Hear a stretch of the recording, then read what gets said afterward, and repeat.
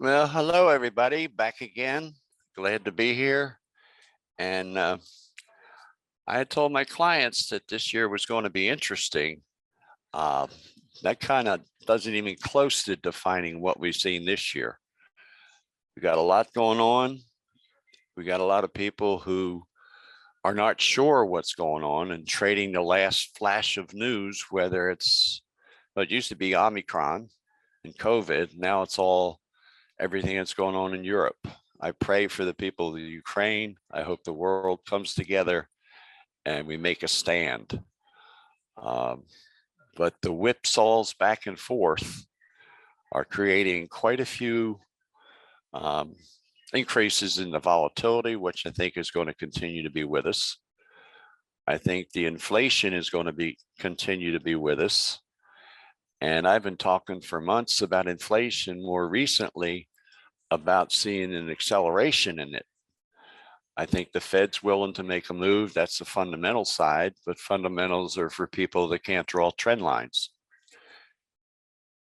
Going forward, I'm still leaning more to the commodity side, have been, seen no reason to change. Still think, if you can see my screen, we've got the Dow up here. And back at the first of the year, you know, it was still in a strong uptrend and started to roll over a little bit, little correction, retest or an attempt at a retest. And then those of you familiar with my range rules see we never got back above 60. So that said, things, momentum was changing. Plus, if you drew a trend line from the early December, 1st of December through the 20th of December, which to me is a natural turn date, the 9th and 20th of each month, please be alert on your charts. Be alert to your indicators, what they're showing. When you're going into those dates, it could be topping, or when you're selling off into those dates on the low side, it could be a bottom. Watch your indicators, those two dates. Just an observation I've seen after about 30 or 40 years of looking at charts.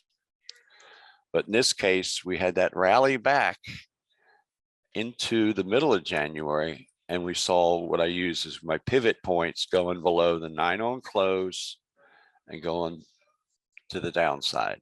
Then we saw the 9 on close going down to the downside. And these bands are just what I call my high-low bands. They're based on that blue line, which is the number. And when this 9 goes below the number and then takes out the low line, we had a rally back to that point and we started down again. And the Nasdaq has been, is this it? Nasdaq 100. This has been the leader all last year. It's one of the strongest. When you have a sector like stock indices and they're all going up, there's one that's the strongest. And when you see the strongest move to the upside and most momentum in one of them, when that tops out, the others have a lot more to go to the downside. But I noticed that the way we topped in January and December, and then again in January with the crossovers, the range shift, my moving average, RSI moving average is turning negative. But one of the things I'm known for is my positive and negative reversals. And back on February 2nd, we got up to about 15,000. If you notice in the top, we never got back above the center of those bands. The 9 never got back up there. The pivot number never got back up. That's a sign of weakness. The RSI pattern showed a negative. So we turned down again. These stock indices are still in downtrends. And I have many people, not my students or anything, because they've seen them over the years. Many people telling me, oh, Andrew, you're too negative. No, I just read what I've seen and what I've learned in 40 years. I don't listen to fundamental stories. I don't listen to the news. I look at the charts, and this is going from upper left to lower right and generating negative reversals below the 50 level or below the 60 level, which says we're in a downtrend. Now, when we're talking about uptrends, for those of you who've been following me a while, you know I've been bullish on crude. Been bullish gold and silver, been bullish the grains, bullish the coffee, all the commodities.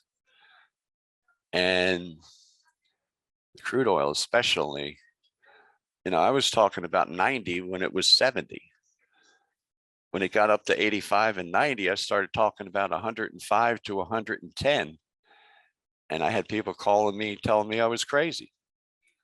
Well, I don't think I'm so crazy anymore, because when I look at this chart with crude, that's an uptrend and it's still up. Yeah, we got a little overextended this morning. We're going to back off, and somehow they're going to get around this to make it corrective. But get used to paying. We may see 120, 125. The targets I had on the way up were 105 to 110. We've cleared those targets. Maybe we're coming back to them at 105. But the RSI got up even to overextended levels in the just above 80. It'll correct, maybe short term, but all this activity based on my range rules has been above 60. And when that moving average went above 60, that 9, the green line there, when it crossed 60, the price was 76. That's why I'm a position trader, not a day trader. I don't want to jump in and out of markets. I identify a trend that I think is going to be one that's going to last a while. You can stay with, and you can sleep at night. Crude oil's been one. Where's gold? Gold has basically been doing the same thing, crossed above the 60 level. All the activity's been above it. There's another positive in here. This was 1856. That was 1887. That's about $30 above the highest close. Add 30 to 1926, and you should see 1957. If we clear that, we're on our way to 2000, maybe 2050. But this is strength when you see that moving average turn up. I have, what was the other one? Silver, somebody asked me about. Silver, I've stayed bullish with. It's got the same pattern of moving up and staying above 40 and breaking out above 60. Wheat has been on fire. And I've been bullish the grains, staying positive the grains, the metals, mostly the futures. I think there's better opportunities going forward in the futures than there are in stocks. They start raising interest rates and it affects the futures. Well, why are they raising interest rates? Combat inflation. Well, what's inflation? Commodity prices going up. Get ready to pay higher prices for crude oil, higher prices for gasoline, higher prices for food. It's part of the cycles. And I started in futures. Futures were my first love and always will be. Being able to see a market that starts to trend. But right now, the stock indices are whipping around. Crude oil prices, oil companies, commodities, real world. What we have to deal with every day, buying food and gas. And that's the world that I grew up in, and seeing things that were real. Stocks, I think I'm backing away from. We thought back in January, and by the end of January, thought we may have seen the high of the year. And it's starting to appear to be so. We may see a lot of choppiness, a lot of volatility. And I think overall, stocks may have had their day for a while. If you're not trading futures, you trade the ETFs. You trade XLE. Okay, folks, the test alarm finally went off. I apologize for that. I was sitting here and tried to stay online, but I guess the alarm told Rachel and I, hey, get off. We can't hear you. So I'm back for a couple minutes. Just some closing comments. What I was saying about the volatility increasing, the move more to the commodities, the rotation from one market and the commodities moving faster than others. I mean, that's the world of commodities. Most of the time, if you put a futures trader in front of a stock chart, he'll fall asleep. you take a stock trader and put them in front of a futures chart and commodities, it may scare them because it gets a little more volatile, but they trend so well. And that's why when I started and found the RSI, I was very lucky. And I stayed with it, didn't become a day trader, found trading opportunities in positions that you could take and hold and sleep at night. Identify trend, recognize trend change, and price forecast the new targets in the new trends. So I'm here to help. If you want help, you can go to cardwellrsiedge.com, the website, take a look at what I've got there, some articles and everything. Been teaching for 30 years, been in it for 40. And every day I am so thankful I found the RSI, and I'd like to share and help in any way I can. And by the way, 70% of my new students have been referred by previous students. Sorry we had that little issue with the alarm going off, but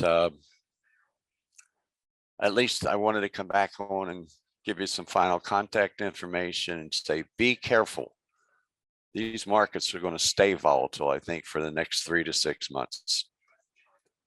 So with that, be well. Thanks for coming. And if you need me, you can get in touch with me either on cardwellrsi@gmail or Skype at Andrew RSI. Take care, be safe. Look forward to seeing you again soon. Thank you. Hey, Grayson Rose here with StockCharts. Thank you so much for watching. I hope you enjoyed that video. If you did, consider giving it a like down below, maybe leave us a comment, and if you're new to the channel, you can subscribe at the link up above. We're gonna bring you daily content from an incredible collection of technical analysts and financial experts.